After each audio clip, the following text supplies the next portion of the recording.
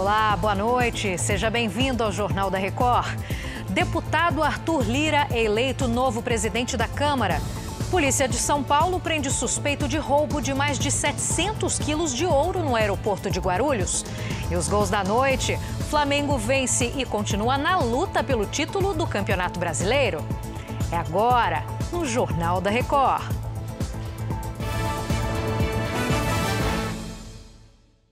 Oferecimento Bradesco. Experimente o futuro. Fale com a Bia.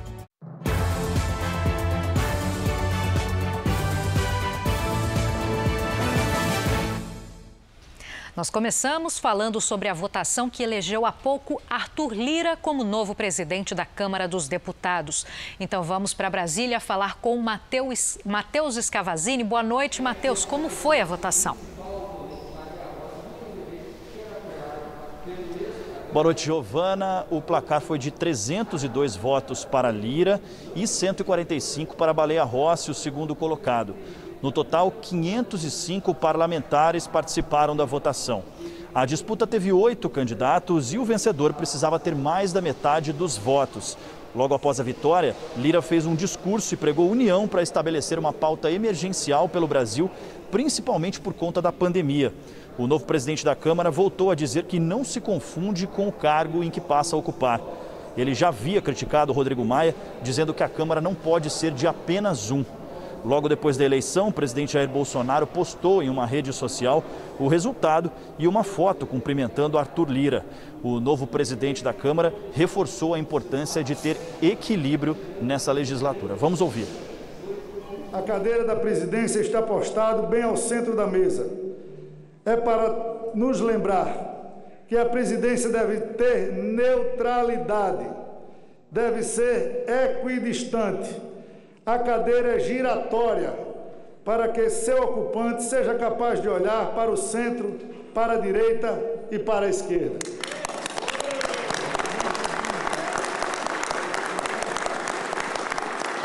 Precisamos urgentemente amparar os brasileiros que estão em estado de desespero econômico por causa da Covid-19.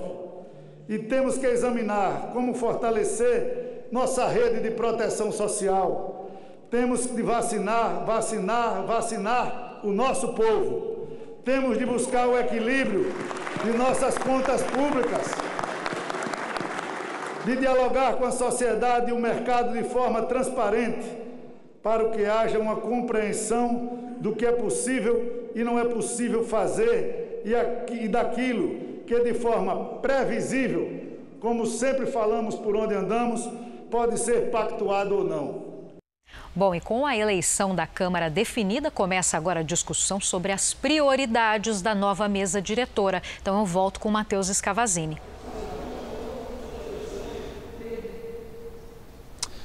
Isso mesmo, Giovana. O controle de gastos deverá ser uma das prioridades da Câmara nesse primeiro semestre. O novo presidente eleito, Arthur Lira, que é alinhado com o governo, deve colocar em votação a PEC emergencial que reduz a jornada e salário de servidores. Lira também deve pautar a reforma administrativa que reestrutura o serviço público na União, nos estados e também nos municípios. Já a reforma tributária deve ser deixada para depois dessas pautas tidas como prioridade. E o orçamento para esse ano deve ser adiantado. Inclusive, Lira mencionou no discurso a necessidade de uma pauta emergencial para combater a pandemia do coronavírus. Vamos ouvir outro trecho.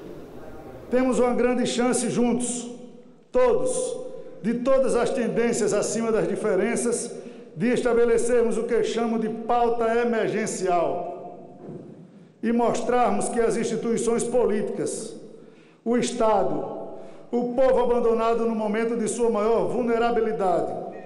Tenho certeza que esta casa encontrará pontos mínimos comuns para, juntamente com os demais poderes, ajudar o povo brasileiro a enfrentar os traumas e as dores da pandemia.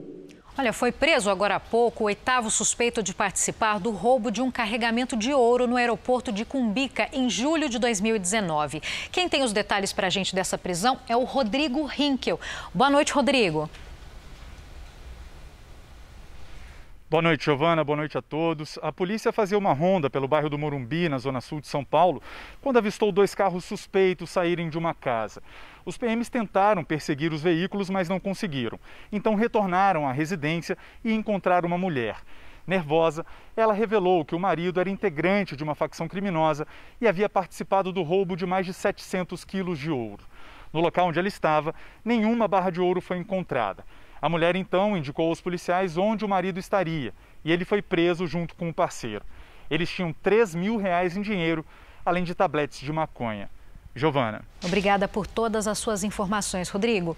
E a venda de combustíveis no Brasil caiu em média 6% em 2020. Os dados foram divulgados pela Agência Nacional do Petróleo, no Rio de Janeiro. Então é para lá que a gente vai com Pedro Paulo Filho, que traz mais detalhes para a gente. Boa noite, Pedro Paulo.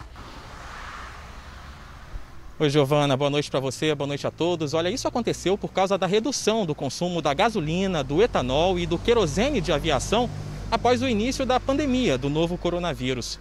Entre maio e agosto do ano passado, no auge da quarentena em diversas cidades do país, a queda nas vendas dos combustíveis foi de mais de 8%. A gasolina fechou o ano com uma redução de 6,1% em sua comercialização, enquanto o recuo do etanol chegou a 14,6%. Puxado pelas restrições de voos em todo o país, o querosene de aviação foi o que registrou a maior queda, quase 50%. Segundo a ANP, apenas o diesel teve uma pequena alta de 0,3%. Giovana. Obrigada, Pedro Paulo. Mudança aí na rotina de todo mundo com a pandemia, né? Obrigada e uma ótima noite. E a semana começou com o mercado financeiro de olho nas eleições do Congresso. Nesta segunda-feira, o dólar fechou em queda de 0,40%, vendido a R$ 5,44. Por outro lado, a Bolsa de Valores de São Paulo encerrou o dia com uma alta de 2,13%, acima dos 117 mil pontos.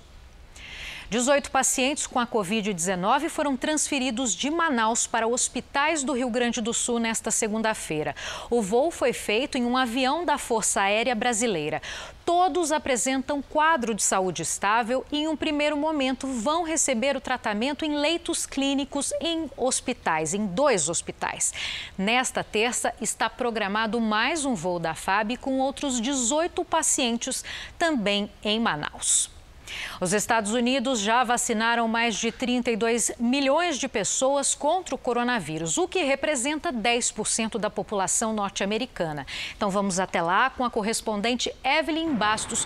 Boa noite, Evelyn. O país ainda vive um dos piores momentos da pandemia, mas os casos estão diminuindo. Boa noite para você e para todo mundo que nos acompanha. O mês de janeiro foi o mais mortal desde o início da crise do coronavírus, com mais de 95 mil mortes. Mas um mês após reportar números recordes, aos poucos as mortes e hospitalizações começam a cair, o que pode ser um reflexo da vacinação em massa. Os Estados Unidos já têm mais vacinados que o total de pessoas infectadas pelo coronavírus. O estado de Nova York, por exemplo, registrou pelo 24º dia seguido uma queda na taxa de contaminação. Giovana. Ótima notícia, Evelyn. Obrigada. E a Itália começou fevereiro com relaxamento de algumas restrições do combate ao coronavírus. 14 regiões do país entraram na fase amarela. E quem traz os detalhes é a nossa correspondente Ana Paula Gomes. Esse regime flexível inclui aí a abertura de restaurantes, bares em algumas cidades italianas, como na região da Lombardia, que já foi o epicentro da pandemia no país. O governo também autorizou a reabertura de espaços culturais, como museus e monumentos. O Coliseu de Roma pôde reabrir as portas ao público.